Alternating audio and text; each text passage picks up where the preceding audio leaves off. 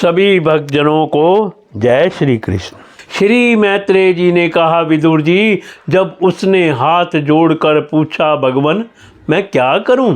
तो भगवान भूतनाथ ने कहा, वीर रुद्र, तू मेरा अंश है, इसलिए मेरे पार्षदों का अधिनायक बनकर तू तुरंत ही जा और दक्ष तथा उसके यज्ञ को नष्ट कर दे।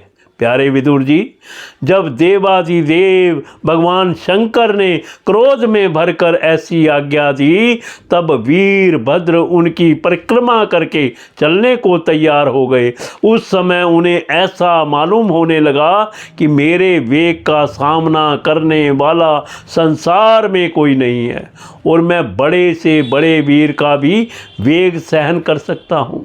वे भयंकर सिंहनाद करते हुए एक अति कराल त्रिशूल हाथ में लेकर दक्ष के यज्ञ मंडप की ओर दौड़े। उनका त्रिशूल संसार संहारक मृत्यु का भी संहार करने में समर्थ था। भगवान रुद्र के और भी बहुत से सेवक गर्जना करते हुए उनके पीछे हो लिए। उस समय वीरभद्र के पैरों के नुपुर आदि आभूषण झनन झनन बजते जाते थे। इधर यज्ञशाला में बैठे हुए श्रुतिजिव यजमान सदस्य तथा अन्य ब्राह्मण और ब्राह्मणियों ने जब उत्तर दिशा की ओर धूल उड़ती देखी, तब वे सोचने लगे, अरे यह अंधेरा सा कैसे होता आ रहा है, यह धूल कहाँ से छा गई। इस समय ना तो आंधी ही चल रही है और ना कहीं लुटेरे ही सुने जाते हैं। क्योंकि अपराधियों को कठोर दंड देने वाला राजा प्राचीन वही अभी जीवित है। अभी गौओं के आने का समय भी नहीं है। फिर यह धूल कहाँ से आई? क्या इसी समय संसार का प्रलय तो नहीं होने वाला है? तब दक्ष पत्नी प्रसूति एवं अन्य स्त्रियों ने व्याकुल होकर कहा, प्रजापति दक्ष ने अपनी सारी कन्याओं के सामने बेचारी निरपराध सती का तिरस्कार किया था। मालूम होता है यह उसी का पाप फल है, अथवा ना हो यह संहार मूर्ति भगवान रुद्र के अनादर का ही परिणाम है। प्रलय काल उपस्थित होने पर जिस समय वे अपने जटाजूट को बिखेर कर तथा शस्त्रास्त्रों से सुसज्जित अपनी भुजाओं को ध्वजाओं के समान फैलाकर तांडव नृत्य करते हैं, उस समय उनके त्रिशूल के फलों से दिग्गज बिंद जाते हैं तथा उनके मेघ गर्जन के समान भयंकर अट्टहास से दिशाएं विदीर्ण हो जाती हैं। उस समय उनका तेज असह्य होता है। वे अपनी भौहें टेढ़ी करने के कारण बड़े दुर्घष जान पड़ते हैं और उनकी विकराल दाढ़ों से तारागण अस्त व्यस्त हो जाते हैं। उन क्रोध में भरे हुए भगवान शंकर को बार बार कुपित करने वाला पुरुष साक्षात विधाता ही क्यों ना हो, क्या कभी उसका कल्याण हो सकता है?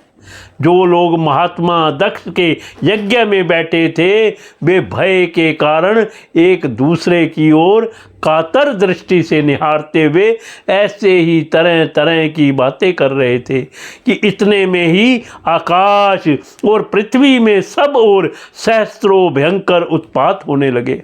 विदुर जी, इसी समय दौड़कर आए हुए रुद्र सेवकों ने उस महान यज्ञ मंडप को सब ओर से घेर दिया।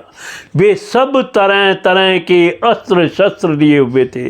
उनमें कोई बोने, कोई भूरे रंग के, कोई पीले और कोई मगर के समान पेट और मुख वाले थे। उनमें से किन्हीं ने प्रांग वत्स यज्ञशाला के पूर्व और पश्चिम के खंभों के बीच में आड़े रखे हुए डंडे को तोड़ डाला। किन्हीं ने यज्ञशाला की पश्चिम की ओर स्थित पत्नीशाला को नष्ट कर डाल। किन्हीं ने यज्ञशाला के सामने का सभा मंडप और मंडप के आगे उत्तर की ओर स्थित आग्नि धर्मशालाओं को तोड़ दिया। किन्हों ने यजमान गृह और पाकशाला को तहस नहस कर डाला। किन्हीं ने यज्ञ के पात्र फोड़ दिए, किन्हीं ने अग्नियों को बुझा दिया, किन्हीं ने यज्ञ कुंडों में पेशाब कर दिया और किन्हों ने वेदी की सीमा के सूत्रों को तोड़ डाला। कोई कोई मुनियों को तंग करने लगे। कोई स्त्रियों को डराने धमकाने लगे और किन्हीं ने अपने पास होकर भागते हुए देवताओं को पकड़ लिया। मणिमान्य भृगु ऋषि को बांध लिया।